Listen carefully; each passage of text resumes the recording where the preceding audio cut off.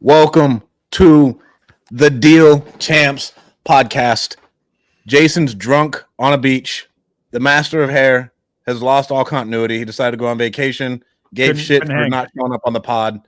And then now Jason just sent us a message. Hey, got a late dinner. Now we're getting drinks. Can't make it, boys. Shout out Grego for being a fill-in last minute. And the only reason I thought of Greg is because he texted me that we're waiting on someone. I was like, Greg will be a good fill-in. Dude, you got me at the best time. You called and I was like, I had my phone off for 2 hours. I was just in Zen mode. And I'm like, I'm in a good mood right now. I'm going to answer the phone. And you're like, you want to be on the show? I'm like, sure. I love it. You straight had it off, like completely off. 2 hours. Yeah, no, I'm that's my new thing, man. I just turn my phone. If I'm like super fatigued with like decision making and stuff, like I didn't feel good today either. I'm turning my phone off for 2 hours. I don't care. Like if it's that urgent, like, I don't know. So is anything really that urgent though? I don't think anything's that urgent. It's really not.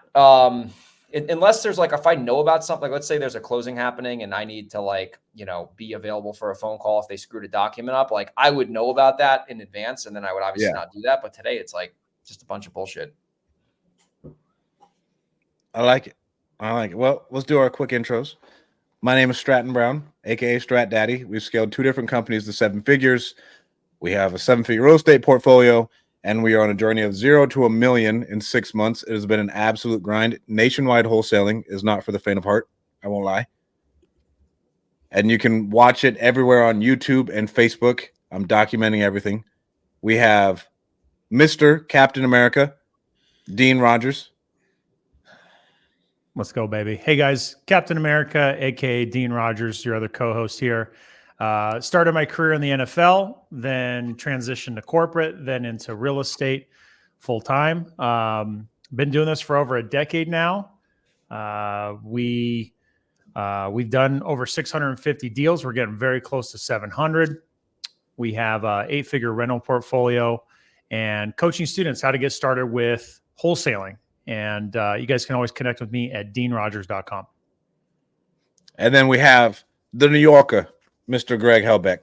New Yorker. Thank you for filling in, bro. My pleasure.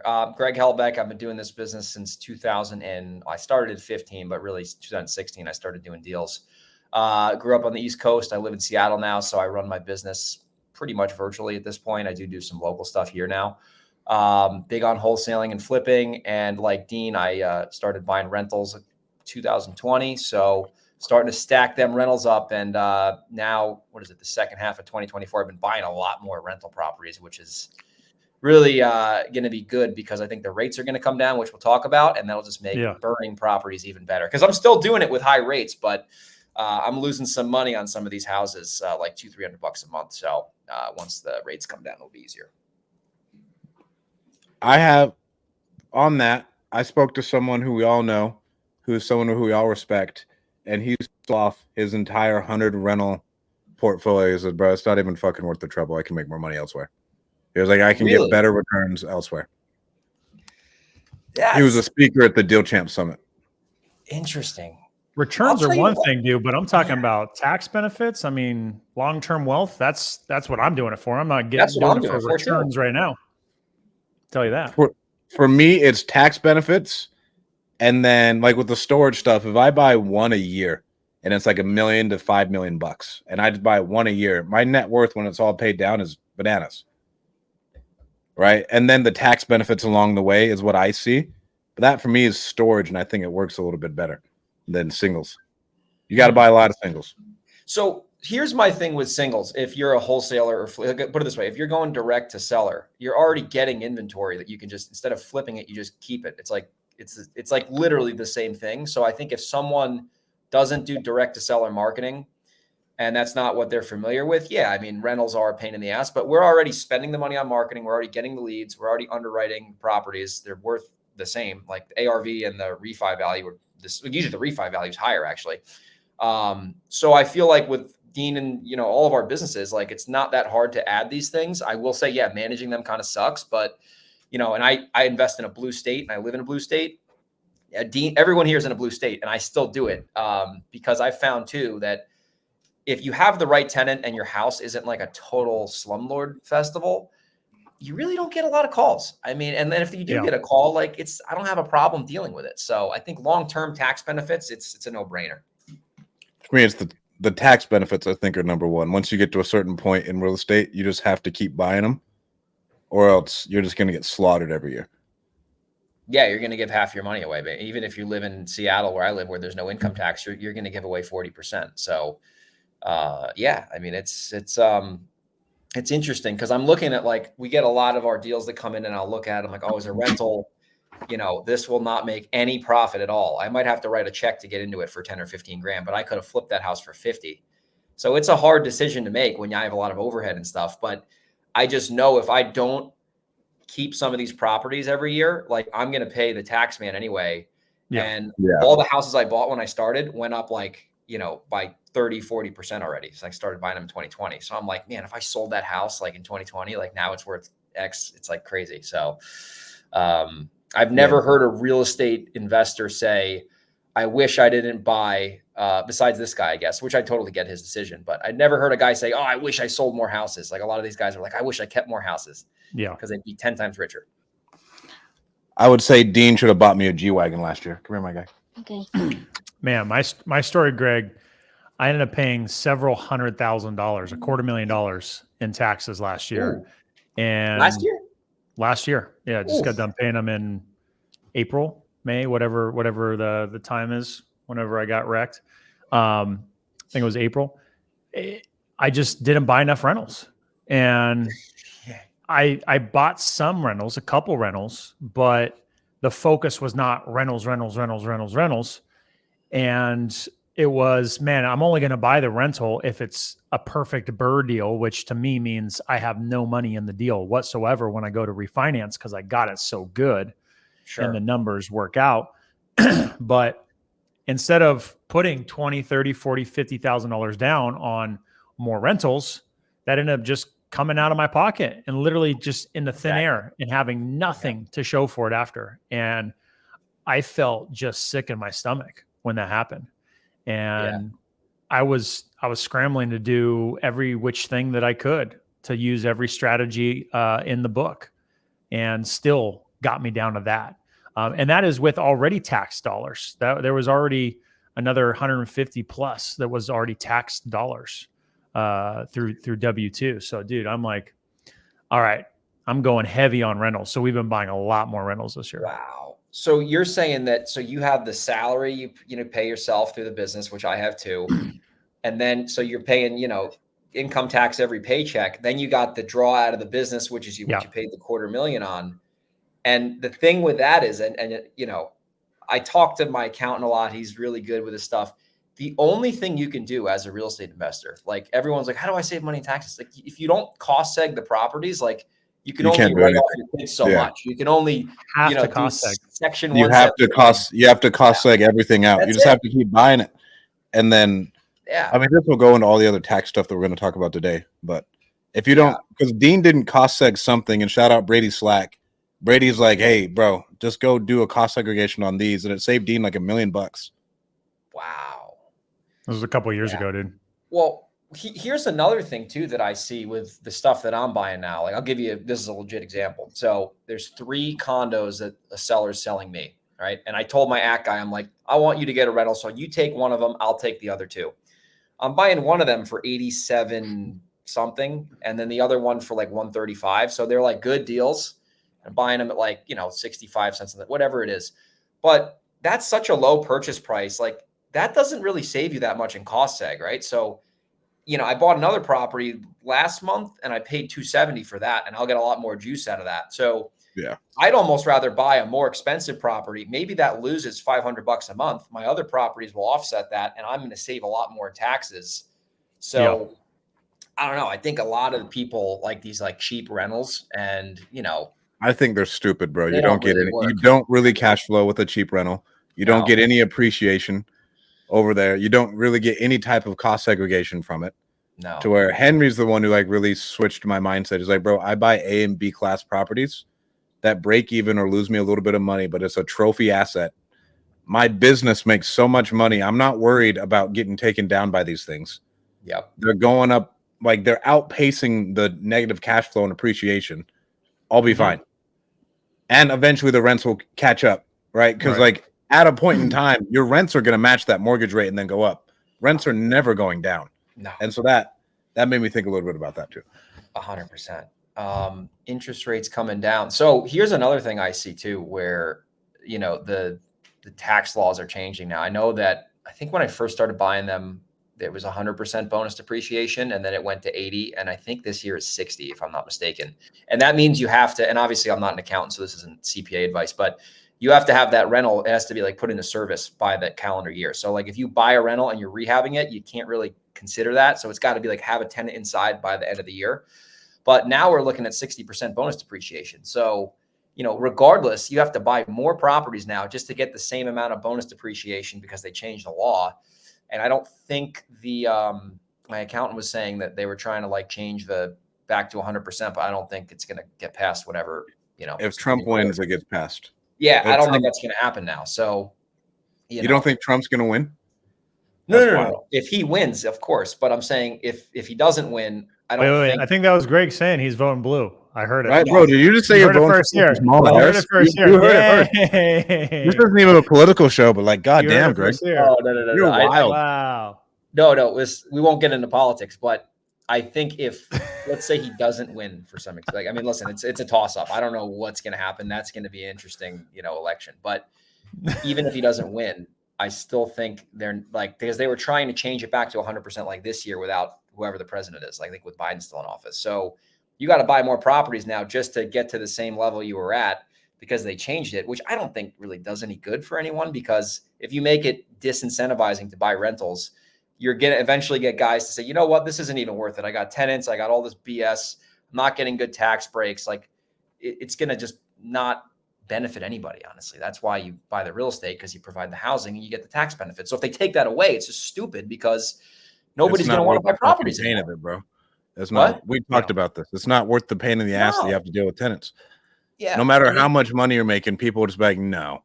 Like I can go do something easier, make more money, have more time, and now I don't have because everybody will just kind of go into business. Dude, no one would want to buy rent. I wouldn't want to. Dude, if I had no tax benefits, I wouldn't buy rentals. I'd rather just save my money and lend it out or whatever. Shanae says she wants to go back to the topic of politics. Aaron said, don't put that out there. She said, let's not put that out in the universe. But Shanae says, let's talk about Kamala and her unrealized capital gains. What do you all say? God. Did we talk about that last week? I think it's the dumbest thing I've ever heard in my life, honestly. It's a travesty, bro. I mean, if you think about it through like all aspects of business, I was listening to All In the other day. Let's say someone raises around, so like they have a company that's valued at $1 billion. They're raising a couple $100 million in funding. Because that company was valued at $1 billion, they have to raise extra money just to pay that tax bill, even though that person is illiquid. Right? Because, bro, you're valued at that. And then what they said is like, oh, well, you can pay it over 7 years. Bro, 25% on $1 billion when you're not liquid, no matter what you do, that's not making any sense. And then so everybody just, all the business formation that America gets, it's all just going to move somewhere else. As soon as you get any type of doesn't make any sense. No. Any traction, you're out to like Dubai or whatever. I saw a good comment on a Facebook thread. And the person said, so what happens when my property value goes down? You know, do I get a tax credit? Do I get a refund? Then there was all sorts of jokes about like, oh, what about my unrealized business expenses? Do I get a write off my unrealized business expenses? I thought that was a great one. That was a good one. Yeah, I just don't see how the economy could function off of this. I mean, even the biggest companies would just get absolutely railroaded. And I don't see how anybody could survive. I don't know how that idea came into play. I don't think it would ever even go into effect, even if they're proposing it, because like you said, you would disincentivize everybody. And then I think it's only, I did some research, like if you have $100 million net worth plus, I mean, that's, you know, not many people, but still like, there's no, if you don't make it in like the rich people, right? They provide jobs, they provide housing, they pay a lot in property. So that's another thing too. People like say, oh, you know, you don't pay taxes, whatever. Think about it. If you have 150 rental properties, you're paying 150 property tax bills, right? That's providing infrastructure for the local municipalities, the fire department, the schools. It's already providing the tax money. roads. Yeah. So you're paying more in taxes, right? You're just paying it indirectly. And then you're providing housing for people because you can't have the government get involved in housing because that would be a disaster.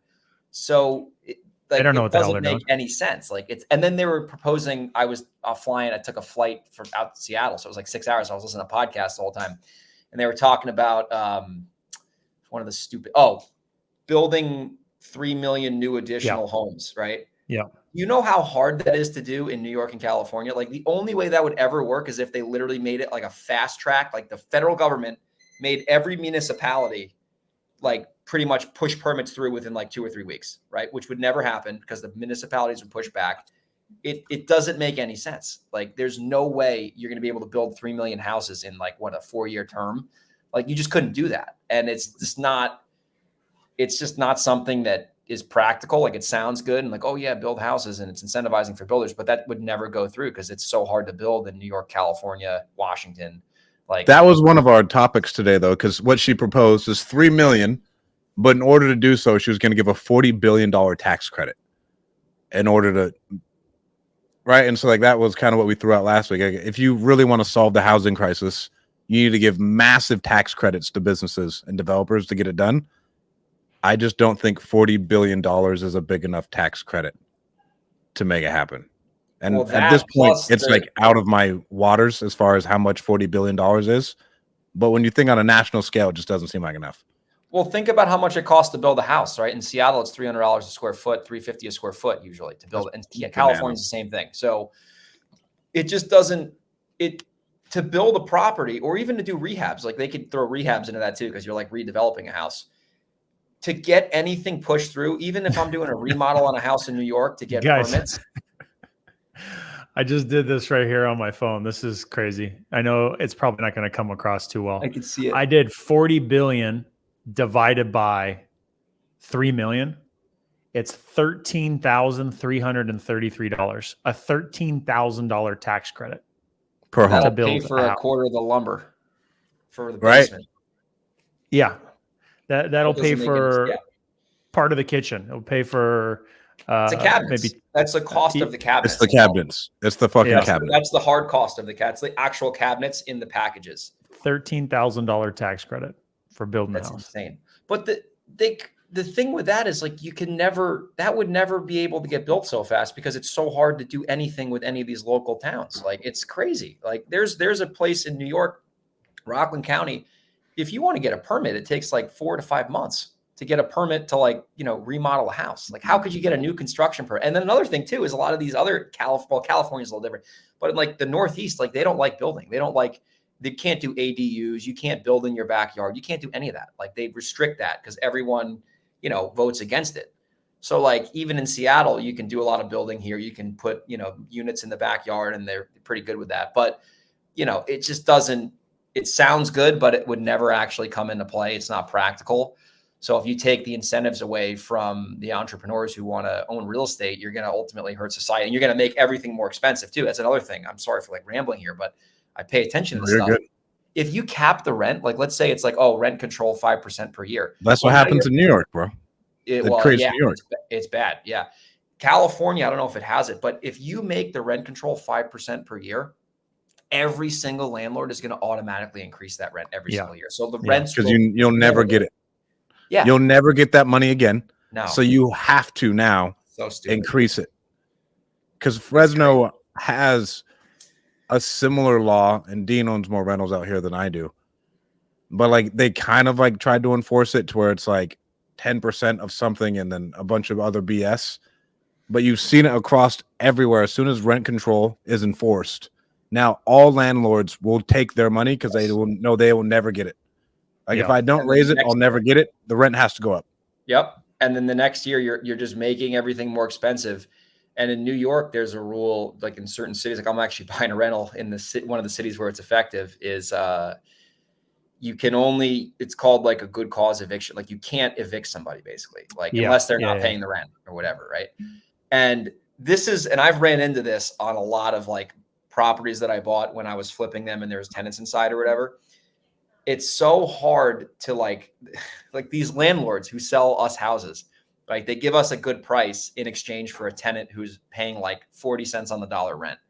And then the tenant gets pissed at the guy who bought the house because you're either jacking their rent up or asking them to leave, giving them money. Like we'll give them 10, 15 grand to leave. Like it is what it is. It's so expensive to evict. And the real bad guy is not the person buying the house. It's that landlord who never raised the rent for the last 15 years because they were essentially just letting them just slowly, like kind of cook slowly, eventually to where they were like, oh my God, this is insane. But if that dude just raised the rent like $50 a year for 15 years, like by the time they went to go sell it, okay, they're paying market rent. I'll buy it with them inside. No big deal. I'm not going to jack the rent up. There's no, but I had this property where I bought the property. The dude was paying like 50% of market rent. And then the seller told me he was a great tenant. And I'm like, all right, I'll take your word for it. I buy this thing. The guy talks to an attorney. He's like, I think I'm going to squat here for 6 months. I want 30 grand to leave or else I'm going to squat here. And he knew he had a lot of leverage. So we ended up negotiating down, but it was like $6 grand to buy him out when he technically should have paid me rent because that was anyway. But it's just crazy. Tenants know they have rights and they understand that they can squat in these crazy states. And it's just ultimately does nobody any good. It's ridiculous. Sorry, guys. Let me tell you this story real quick. One of my clients is owed close to $100,000 by a deal going south. And the person was an appraiser. And so he's suing that person for that money. And the person's been dodging the calls. And so we set up an appraisal at one of my rentals and they're going to get served to go to court at one of my rentals. And so that's what I've been coordinating on my phone is to make sure that my assistant made sure that person's there so they can get served so our client can get their money. Fun fact. Sometimes you got California. Of course it is. Yeah, it's in California. You want to know something crazy? This is funny. We're all like, these are like real case studies. So there's this, I can't like give the info out because it's like actively going on, but long story short, there might be a condo that I'm involved in out here in Seattle, not in the city of Seattle, but in the suburbs. And there's a drug dealing maniac living in the condo and they never had a lease. And there was never any, it was just like, they were supposed to do work in exchange for like free housing. They ended up not doing work and they created like this drug den out of the property. And I'm thinking about buying it, right, with the dude inside. But I called the attorney who's actually like working on the case. And he was telling me basically to get somebody out. And these people didn't have a lease. There was no rent. There was nothing. It's completely like a squatter. 6 months to get them out. Squatting, 6 months. And that's not even in the city of Seattle. That's in slinging dope. It's crazy. Slinging dope. All right, let's go down. What else we got to talk about? So we covered I got a couple quick shout outs real quick, Strat Daddy. Let's see. We got Aaron Shelton and Shanae Nene from Resimply going ham in the comments over here on IG. We also got Miranda Widmeyer, who I met in Sacramento at the meetup last week. She's a powerhouse on social media, and she just got started in January. That's a whole nother story, but she's doing awesome. Shout out to Resimply. Shanae, I got the shirt on today. Shout out to Resimply. So yeah, lots of comments from Shanae and Aaron about everything we're talking about politics wise. Seems like they want to get heated about it.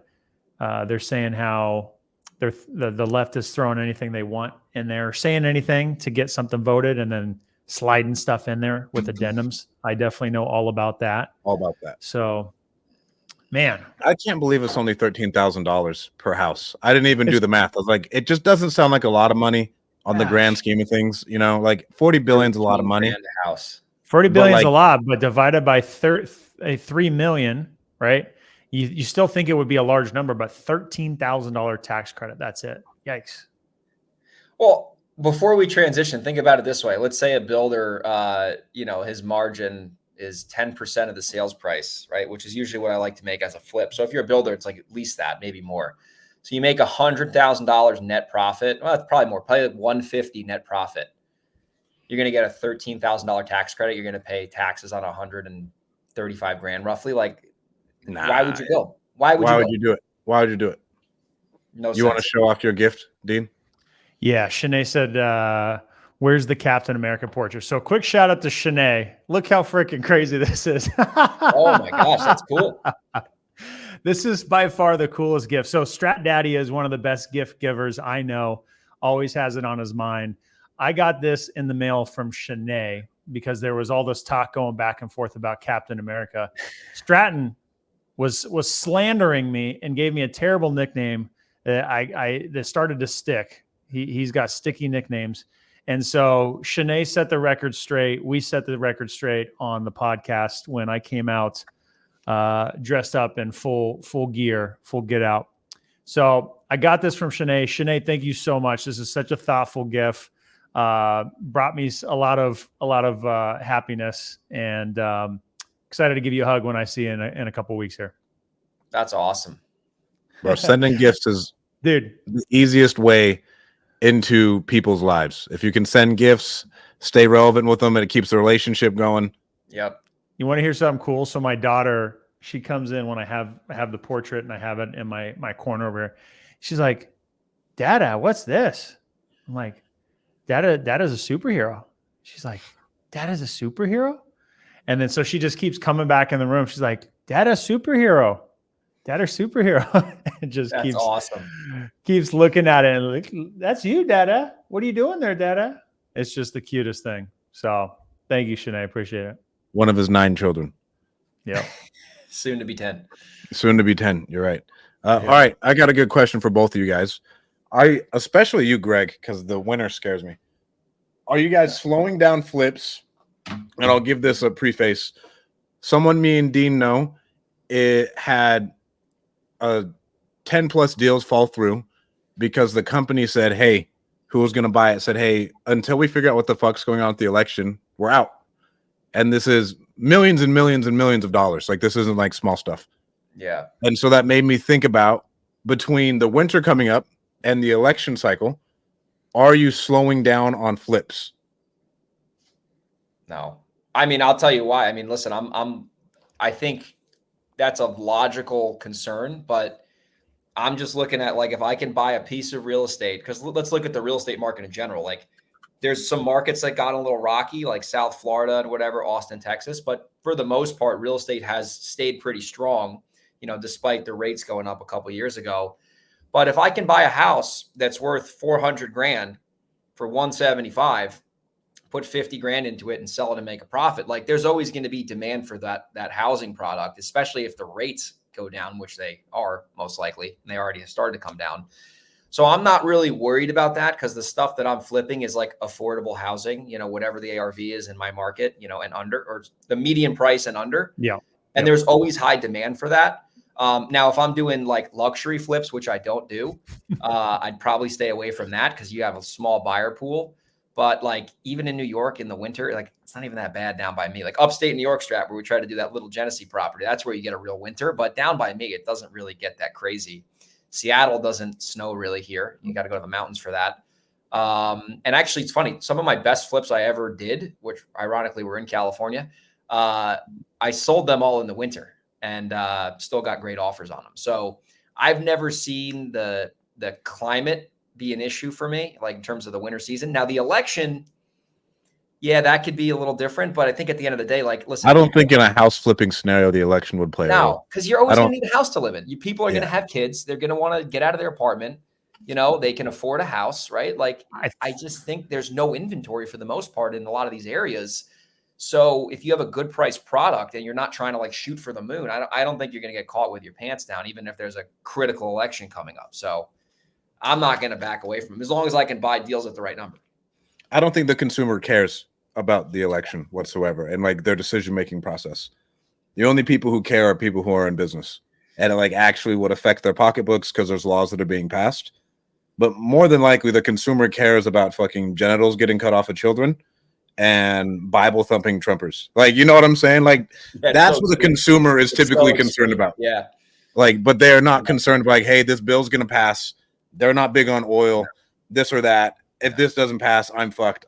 In my opinion, I just don't think that changes the way the consumer would behave. Do you know? So I got a couple thoughts here. I want to call out some comments. We got some chatty Cathys over here in my IG today. So let's see. We've got Aaron Shelton saying foot on the gas pedal.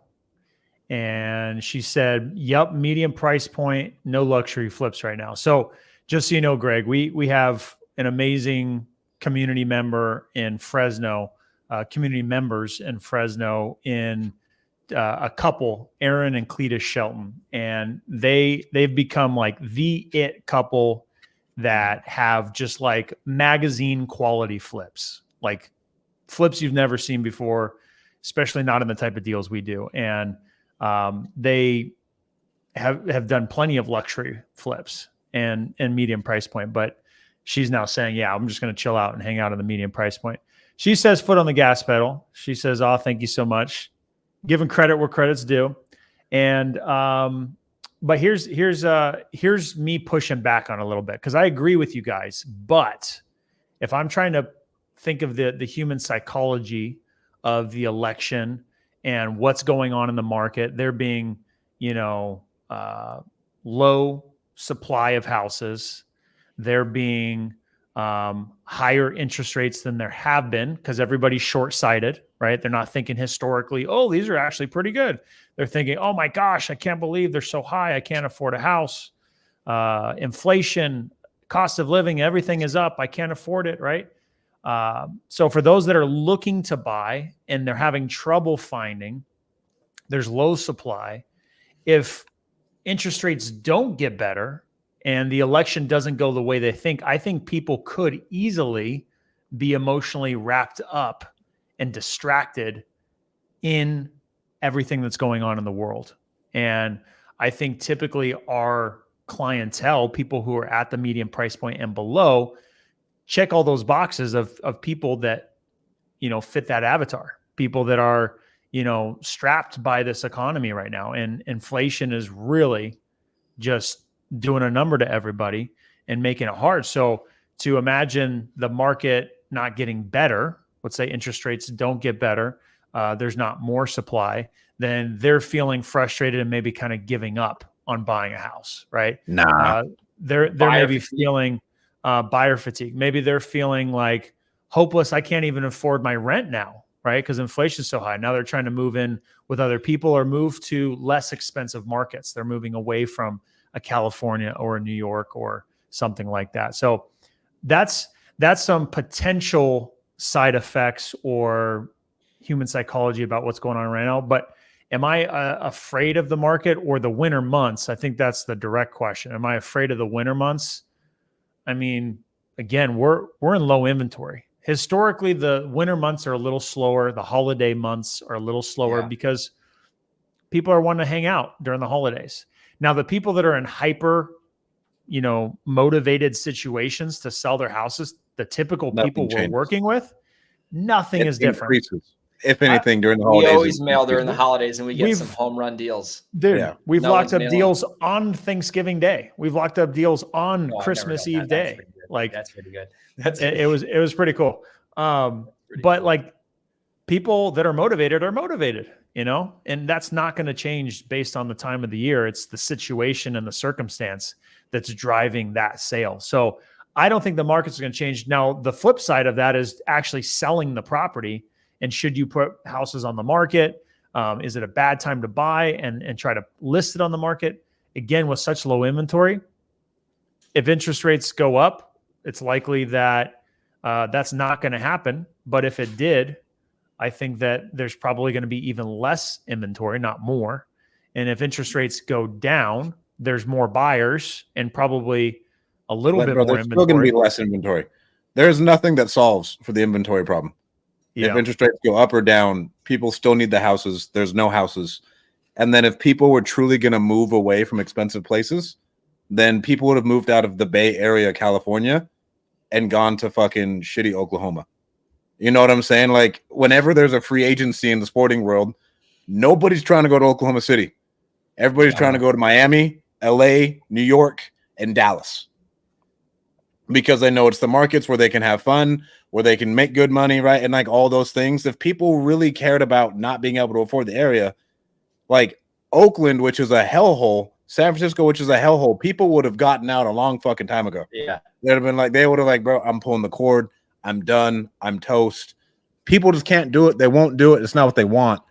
And so I don't see any world where interest rates stay the same now, because I think the Fed, if they say we're going to lower them, then they don't.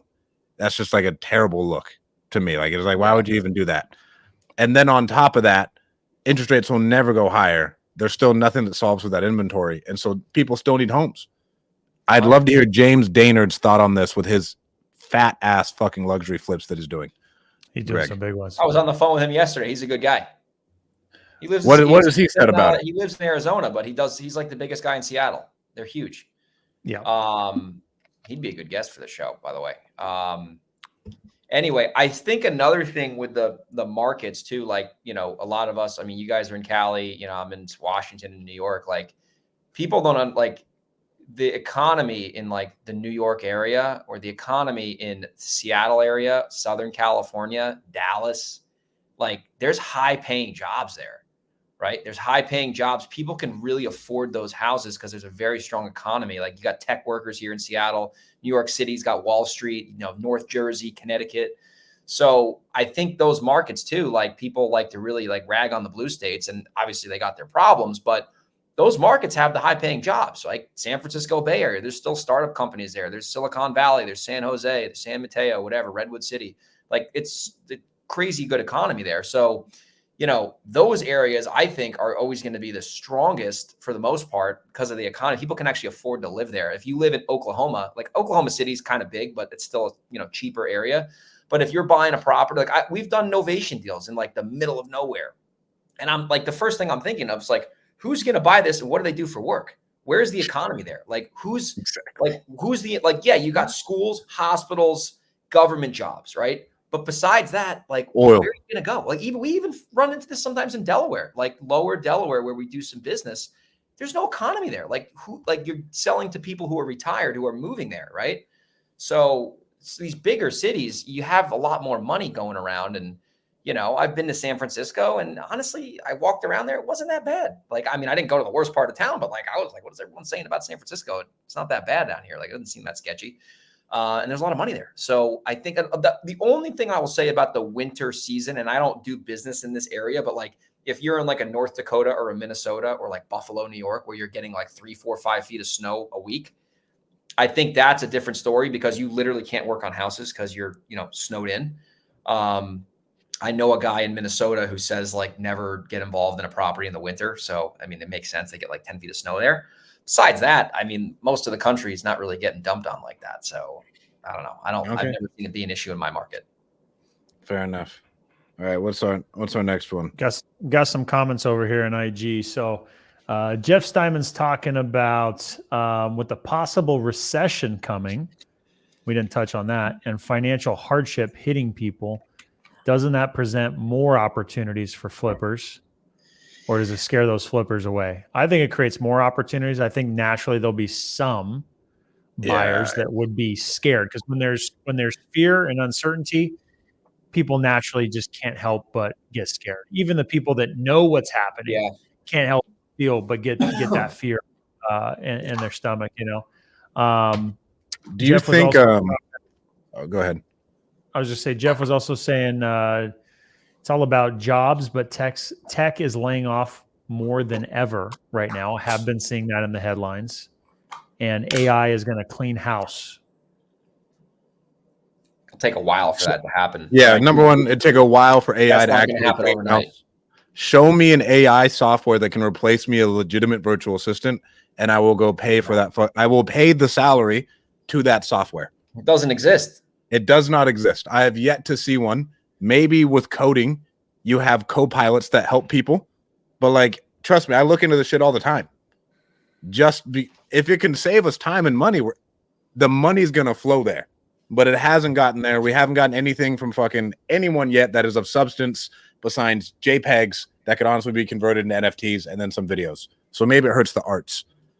But as far as jobs, there's lots more work besides jobs. Like, I mean, think about all the small blue collar businesses inside of Dallas, inside of New York, Chicago, and all these major metro areas.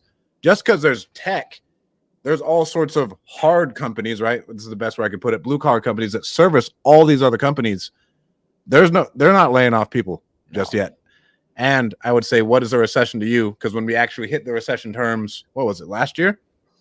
Joe Biden said, no, 2 months or 2 quarters, quarter over quarter with downward decline is not a recession, even though that's technically what the definition is. So I don't think we will see anything. I've been calling for blood in the streets for like 6 years, bro. Sam's, though, I say this all the time, called Top in like 2019, sold off his entire portfolio before he died. Said, hey, this can't go on any longer. Shit, I don't think there's going to be a massive recession anytime soon. Here's where I think there could have been a big recession, but the government came in and pumped money. COVID. I remember in COVID, that was a long time ago now. It's crazy to say that. I had a flip on the market and I was like shitting bricks. And I was like, holy shit, what am I going to? I had a private lender on that thing. And I was like, holy shit, I think the economy is going to melt. And that didn't happen. The deal sold. I made a bunch of money on it. And then the market obviously boomed up because they pumped a ton of money into the economy, which caused inflation, this, that, and the other. But like COVID could have been the ultimate, like, Great Depression kind of situation, which it was terrible for what happened to people. But obviously the economy, kept going along. I think the only thing I could say, and like I said, I'm not like a conspiracy person, but if something happens with the election, like maybe there's a black swan that could happen there. Who knows? I hope I don't get censored for this, but like that could be like, like a world, like a civil war or something. But like, I don't think that's going to happen. That's just fear mongering. It's fear porn, right? Like I'll give you another example. In New York, the Hudson Valley. Okay. I'm screening for tenants right now on a new property. And most of the people who reach out are making $85,000 to $100,000 a year working for ancillary businesses in a pretty good economy. They're not working for Microsoft. They're working at they're a plumber or they're whatever. They're a home healthcare aide making $80,000 a year. Like that's where a lot of these people have the jobs. They're not working for Facebook making $500,000 a year. So, there's plenty of those good jobs out there. Teachers, stuff like that, the blue collar kind of situation. That's really what keeps the economy flowing. And, that's what I see, at least most of my tenants who, live in my houses. Do you guys know anybody who crushed it through 2008 through like the financial crisis? Do you know anybody who was like, you know what? Actually, I crushed it. We just kept buying shit deeper and deeper. And then we actually had the pockets to withstand it. Do you know anybody who actually did that? I know guys who survived. I don't know guys who were like, you don't know any guys who like netting the most amount. I mean, but we were in middle school, Stratton. This was a long time ago. So, yeah. I mean, I didn't really know what was going on back then, but I mean, what was like, I think that in the 2008, like I said, this is not my expertise, but the 2008 situation was like people who couldn't afford houses were getting houses with 100% 100+% leverage. And the houses were going up in value with no logic behind it because they were just giving money out and it propped it up. It's so hard to get a mortgage nowadays. It's hard to qualify for a rental property today. Like you can't just get a mortgage by being an idiot. Like you have to have income and this, that, and the other. So I think if there was a recession, it wouldn't be caused by housing because there's no inventory and it's hard to get a mortgage. Like, we have buyers that, are questionable and sometimes they'll get declined for a mortgage on a flip. We're selling them because they can't get past underwriting. Like in 2007, you could say you made $300,000 and they said, sign here, press hard 2 copies and you got a mortgage. So that will never happen again. So I don't think housing would be the reason why a recession happened. So I don't know what could cause it, right? It has to be like a civil war or something, like a revolution. Like that's the thing that scares me the most. I don't think that would happen either. But I mean, it just doesn't make any sense if you think about it. Guys, I got good news. That chick got served. There we go. Boom. She got served. There you go. We got the deed done. We got the dirty deed done. Kind of had to set her up, but hey, money is money. And we did a favor for a client. All right, so we got no slowdown in the wintertime. Ooh, I want to hit, bro. Zuck admits to censorship, and then we're gonna finish it off with does the way you look determine your success, bro? have you guys been censored on social media? Because I think if anybody says it doesn't matter, they're high. Because like if I say something wrong on social media and then I don't get the reach, that affects my pocketbooks. I raise money through social media. We get new clients through social media. We sell products through social media. Like everything in my life, essentially, the lever is social. We can get more deals through social. Everything. And if I say one bad thing, I think Carlos Rez is a good example. Carlos was in like IG jail for like 2 years because he said shit about COVID. They shut him down. They absolutely demolished his reach. Andy Frisella is in IG jail all the time. And I'd say he's like the godfather of like calling this shit out, wearing the tinfoil hat. Really accurate. Right. And he's been mighty accurate. Shout out Andy. He's been accurate through and through. So what are you guys' thoughts on this? To me, we all knew it was happening, just no one admitted it. I've never been censored because I don't really say anything crazy. But I think I was watching this morning the vid. I think Patrick Bet David like kind of broke down the email letter or whatever. And I mean, I don't really know where Zuck stands. Like, I don't think he's going to disclose his political affiliations. He's certainly not on the left or the right. I think he's just kind of playing it pretty neutral. But I think in terms of like what it's going to do going forward with everything, I think it's just going to make it a fair playing ground if he's not going to censor any of the, right or left or whatever. I just think it's going to be, a free market and people can speak freely on what they want. I think that censoring people doesn't make any sense unless it's blatantly false, that's backed by evidence, but none of that stuff really is. I think it's people just getting emotionally involved. So I think it'll just make it a little bit more fair for anyone to get their voice out there, because that's the point of social media, right? You can get your own voice out there. You say whatever you want, free speech, whatever. And you should be able to say what you want, unless you're like defaming somebody or committing fraud. But, that's a different story. What about you, Dino? So with censorship, I think that, again, I want to push back because I want to give some differing opinions just to really think through it. Definitely not the opposite of that. Again, let us remind you, Strat. Let us remind you. America's favorite real estate investor. I'm going to have this ready. America's favorite real estate investor. There we go. Here's the pushback on censorship. The idea that a company is being told by the government what they can or can't do, I don't like. Right? The idea of the government getting involved in a company that was privately started and being able to tell them what they can or can't do, I don't like. But naturally, our First Amendment of freedom of speech and that being prohibited and not allowed, to me, naturally, I think that's terrible, right?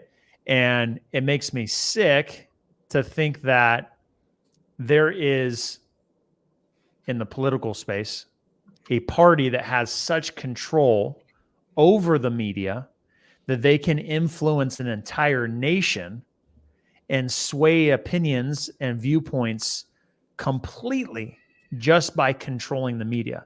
And that's on social media, that's on the major networks.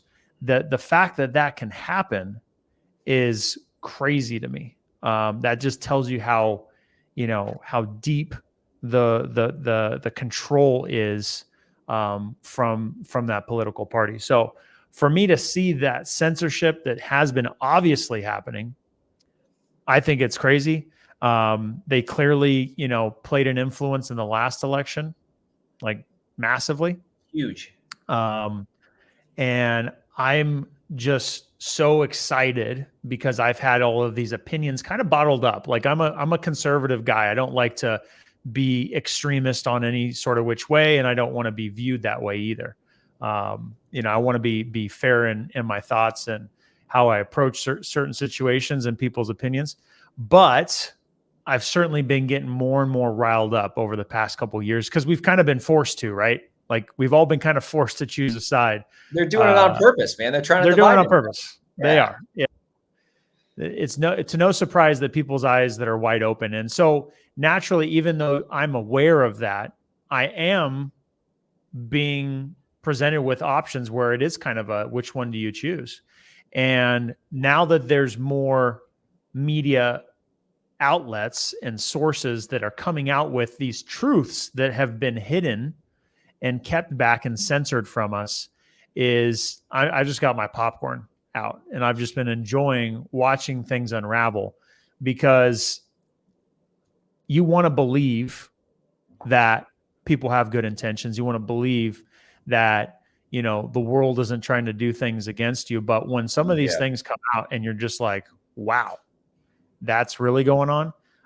It kind of just like reshapes your whole viewpoint on things. And now you're starting to look at almost everything with question now. Right. And so anyways, for the censorship, especially with social media and Zuck, I think for them to go away from doing that, I think would open up a whole new world on social media and start to see how people really feel and think. And to me, I'm excited about that. All right. I have a counterpoint that I think is so obvious and I never heard it. Mark Zuckerberg was in his mid to early 30s when this happened. He had never been running $1 billion company before. And he's like, well, what the fuck would you do if the FBI reached out to you and they're like, hey, bud, no, you're not doing this. You know, like it is. Yeah, you're like, you can say you have as big as testicles as you want, but that is a very, very hard position to be in. At no point in time did you think when you're starting Facebook that you're going to be going and sitting in front of Congress and being like, hey, yeah, we didn't mean to do this. We didn't mean to do that. You can see it all over his face too, right? He's like, oh shit. What? He's like, this is not what I signed up for. Like, we were just trying to connect people, and now he's one of the most powerful people in the world. Right. And so I will give him grace that way, to where, like, bro, at no point in time was he like, yeah, it's going to be multi-billion-dollar companies. And then I expect the FBI to reach out to me to say, hey, bitch, you got to cut that out. You got to snip that, because if you don't, this and that. You know, like, you're in your mid-30s. It's not like you're fully in and of yourself, full-time CEO. You're used to it. I feel like Elon Musk is a little bit more bombastic. He's been in the game longer. He knows what he's acceptable and what isn't. That's a hard-ass position to be in. And this is coming from someone who speaks their mind a lot, to where I feel like if I'm in that situation, it's like, oh, boy, I got to get my dad on the phone. What the fuck should I do here? Calling the parents. Yeah, I mean, it's just a shame that, like, the FBI is like, oh, you got to censor that. Like, you should be able to, as long as it's not false information or you're defaming somebody, like, you should be able to say what you want, right? And the thing is, the media it's all about money, right? These big media companies are getting, paid off. Like, it's all about money at the end of the day. And I just think that now with the less censorship, it's just going to make everything a true, like, free market, right? Like, vote what you want, think what you want. Nothing's going to hopefully be, hidden that's not false. And it's just going to make it more interesting. I mean, it's just what's going to happen in November is just going to be, it's going to be so interesting to see what's really going on, because I think either way, whatever happens, it's going to be fucking electric. I think it's a defining moment. I think it's a defining moment in American history. 100%. And no matter what happens. I think the censorship plays a huge part in it. What was the official article, Strat? I know that it was admitted to censorship, but what does that mean? Does that mean that it's going to stop? Mark wrote a 2-page letter about it. Yeah, it was like a 2-page email about it, like discussing like about the COVID. I think it was mainly like the COVID stuff. He already admitted to the Joe Biden stuff, like the laptop stuff. There were like the FBI reached out to him twice, and then he went on Joe Rogan, and Joe Rogan like pressed him. And then that's where I got this viewpoint. It's like, bro, what the fuck would you do in that situation? Yeah, right. As far as fair enough, but he wrote a letter saying, hey, I'm not going to be making any contributions, or I won't be making contributions of the same size and to one political party. And then we are not going, I don't think he blatantly said we are not going to like be censoring anymore, but that it was at least admitting something like that, and now we're getting like pretty deep into these like political waters. I just thought it was interesting, because if you are a real estate investor, your world typically will involve social media, in my opinion. Like, if you are any type of investor right now at any scale, social media is such a big lever for you to pull, you cannot ignore it. Right. And so like you do need to know whatever is going on. Like the most successful people I know still like, hey, how should I figure out the social media stuff? Unless they've already made all of their money. Like, I don't need it anymore. This and that. Yeah. If you're in business, bro, it is a lever, and if you have a legitimate company, you're gonna have a team handling that for you, so we can grow, so we can reach more people, so we can do all that. Last and final question: do you think the way you appear and the way you dress will affect how successful you will be? I'll let you guys go. We'll Greg, start with you go Greg. first on this one. You want me to go first? Yeah, you go first, Yeah. Greg. I think it depends. As long as you don't look like a bum, I think it doesn't matter. Like, I don't dress like a bum. I don't dress fancy. I think if I pull up in a, 2-piece, 3-piece suit and a Rolex on, if I'm trying to buy an apartment building from a guy who's kind of like that, maybe that helps. But I think sometimes if you dress up too much, you can, rub people the wrong way. Like, I don't really do it, honestly. I just wear like normal shit. Like, I got normal jeans, normal shoes. I don't have holes in my clothes. I do have some nice shit, but I don't like flash it around. I think, but if you dress down and you like look like shit, and you like, there's a guy I've done deals with, and he like just looks kind of like a bum, but the guy's super rich, and I'm like, what the fuck? Like, how is it? Like, it doesn't really compute in my mind because he dresses like super down. I don't know if he does that on purpose, but it kind of like has a weird perception in my head. But I know some guys like that. Yeah, it's kind of weird. So I think just dress neutral. Like, you don't have to, wear a suit to a freaking real estate meetup, but just look normal. And it depends on what you're doing. Like, I'll give you another example. You're going to meet a motivated seller at a house, and you pull up in a G-Wagon, or you pull up in a Rolls Royce or something insane, and you got a Rolex on, and you got like Gucci shoes and a Gucci belt. I think that's going to screw you up trying to buy a house, right? I think that's bro. That's logical, right?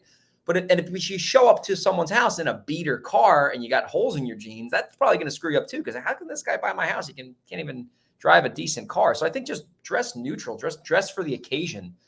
But I don't know. It's never really. I mean, I do everything virtual anyway, so I just got to make sure I look good up top, right? I can have underwear on below.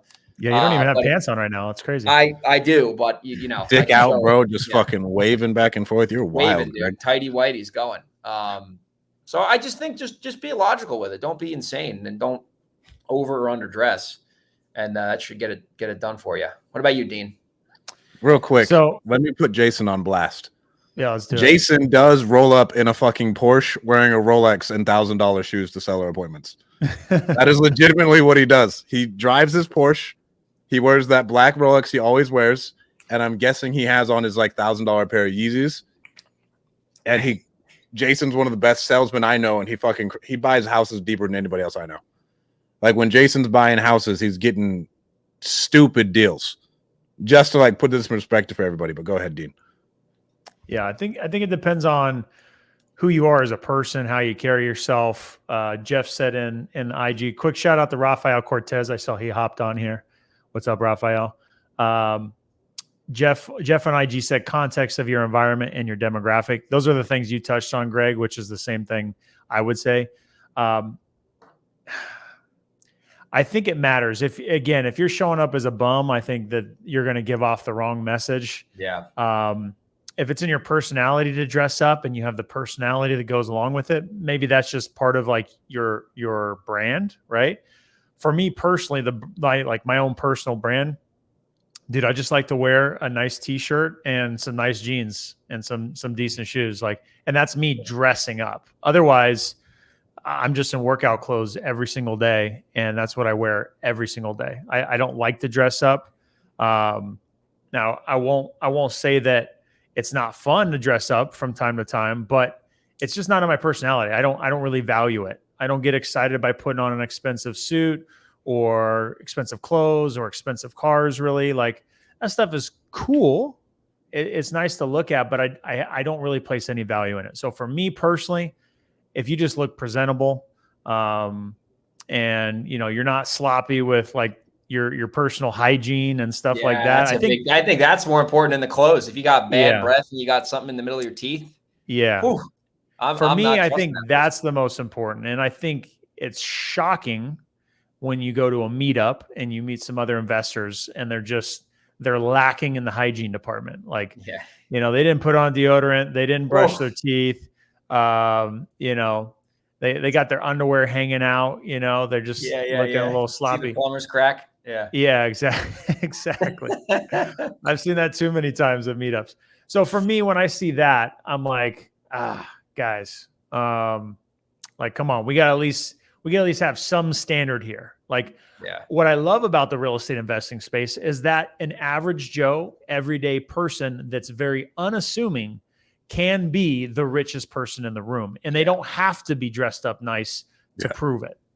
That I love. And, you know, my dad always just ingrained in me to like be very humble, not to like carry a lot of value in material things. And so I think that for me is just the way I grew up, and that instilled those beliefs in me.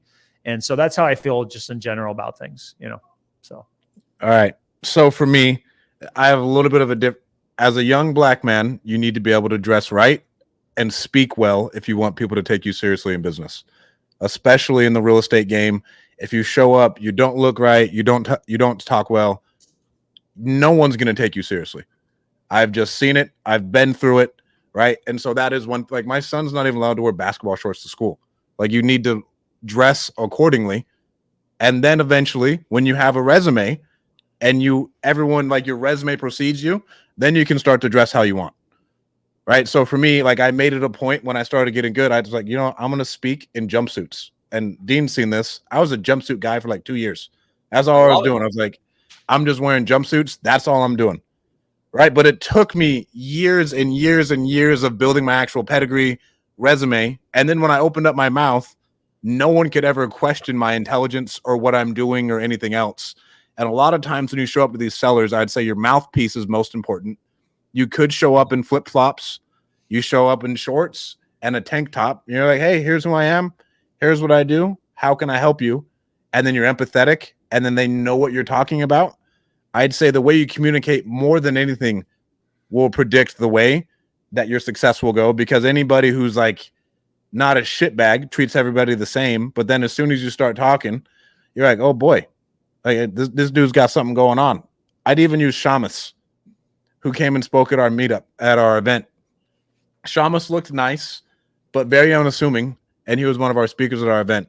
Shamus was worth 10x more than all of the speakers at the event combined, probably plus the audience, just taking in the round numbers. Like, how much money this dude is like made. He just called me today. I was in a meeting at the time. I got to call him back, but yeah, that's a perfect example right there. You know what I'm saying? And so, like, Shamus, he looked nice, he looked presentable. But when you talk to Shamus, you're like, oh geez, this guy's got something going on. He knows what he's talking about. Yeah, he knows what he's talking about. So I tell you, more than anything, you can show up, look decent, but just be educated in what you're talking about, and that will get you leaps and bounds ahead of where you need to be. And then eventually, once you have your resume, you can dress however the fuck you want, wherever you want to go. Nobody's telling Elon Musk he needs to wear a tux anywhere. Elon Musk just shows up, does what he wants because it's Elon Musk.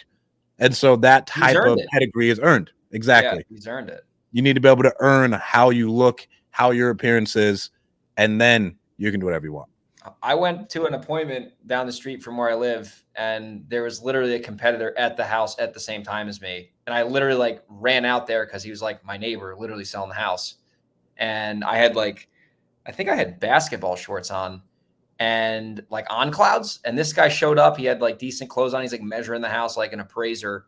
I got the property over him. Not because I'm some genius and I didn't even look that good, but I communicated well to this guy and followed up with him more and showed him more certainty and, you know, confidence and persistence. And like, you know, I had basketball shorts on, you know, and I wasn't, you know what I mean? I just happened to run out there. Right. But I think I probably wouldn't do that normally, but like, he's like, hey, come out right now. I'm at the property. Like, all right, I'll show up there. But like you said, man, I think the way you communicate and how people perceive you is the most important thing.